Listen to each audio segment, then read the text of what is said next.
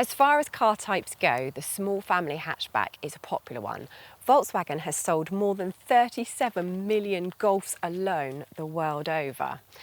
And although SUVs are growing in popularity, and they have been year on year, you've only got to look at the number of Astras, Focuses, or is the plural Foci? Anyway, and Peugeot 308s around to see that car makers still want to make them and car buyers still want to buy them.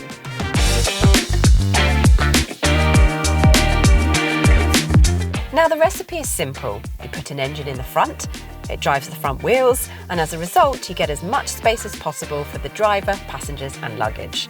But back in the early 2000s, when BMW wanted to get a bit of the small hatchback market, it built its reputation on rear-wheel drive cars. So the first two generations of BMW 1 Series were rear-wheel drive and didn't offer all that much space for passengers or luggage as a result.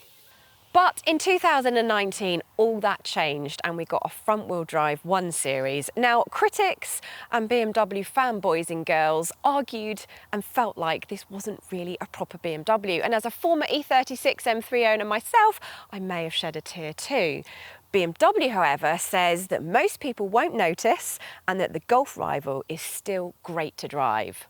But is it? To find out, we've got the entry-level 118i, but you can also get your 1 Series with a variety and range of petrol and diesel engines, including a very powerful 128 Ti and a four-wheel drive, very, very powerful M135i, which Tim has compared to a Volkswagen Golf R. That video's just there. But here we have got the humblest model, which has 136 horsepower from its 1.5 litre, 3-cylinder turbocharged petrol engine. This particular one is available from Motorpoint for just under £22,000, which is about £300 a month, and about the same price as what you would pay for a similarly spec'd Golf. And if you're hoping for a hybrid, tough luck, there isn't one. First impressions, if you've been in a recent Golf, Focus or Astra, the interior in here is noticeably a step up. And something that BMW has always done very well, and still does with this car, is have plenty of adjustment in the seat and steering wheel so that you can find that perfect driving position. The dashboard is well laid out too, with physical buttons for the stereo and climate control and a touchscreen infotainment system that's just ever so slightly angled towards the driver. And if you'd rather minimise the time your eyes are away from the road, which is only a good thing for yourself and your passengers, then there is BMW's iDrive system, which is very, very easy to use. Unfortunately, the mid-2024 facelift version does away with that, as it does the physical climate control buttons here, which actually, if we're being really nitpicky, they're quite small and a little bit tricky to use while on the move. Jumping into the back seats, you can see why BMW has opted for a more conventional drive system, because with rear-wheel drives you get a pretty large transmission tunnel, as you do with the previous generation 1 Series. However, this one, there's still a bit of a lump because it needs to accommodate the four-wheel drive M135i, but it is not too big, so there is just more space overall. The way that the engine is sideways in this car, there is overall a little bit more passenger space. Talking of space, the boot is about the same size as a Volkswagen Golf's. That's enough about boots. What we really want to find out is whether being front-wheel drive stops it feeling like a proper BMW, i.e. truly sporty to drive, and how it stacks up against its competition. But before we do that, like, subscribe, bell icon. Need I explain?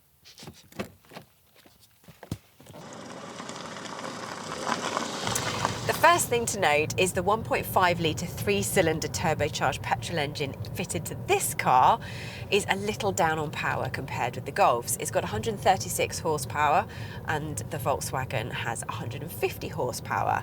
That said, it is a little bit more powerful than the 1.2 litre engine that you'll find in the Astra or the Peugeot 308. And it manages 0 to 60 in just under 9 seconds, so that is perfectly respectable. And considering it is a 3-cylinder, it's actually remarkably smooth. But what's almost the most important thing for BMW fans is how a car handles, and BMW knows this, which is why it was keen to point out that this generation of 1 Series is lighter than its forebears and has a lower centre of gravity, so it should handle well. And it does. It feels pointy, agile and nimble, in fact more so than any of its rivals. And the steering feels well weighted, positive, and there's plenty of grip. But for those who are used to the finesse and delicacy of a rear-wheel drive car, might be disappointed, because there is a difference between front-wheel drive and rear-wheel drive. Those hoping for a silky smooth ride will be a touch disappointed too. The suspension fidgets around, particularly on bumpy roads, and particularly with M Sport trim cars such as this one. Nevertheless, the car feels quiet, refined and thoroughly well put together. It's also planted and stable on the motorway, making long journeys a breeze. Talking of long journeys, thanks to its humble nature, aka slightly less power, it does mean that it's pretty good on fuel. On those long journeys you'll get around 50 miles per gallon, and on mixed driving you should get around 40. Now of course if you go for a really hot version you'll be looking at closer to 30 miles per gallon, and if you want a really frugal diesel then you might get as close as 60 to the gallon.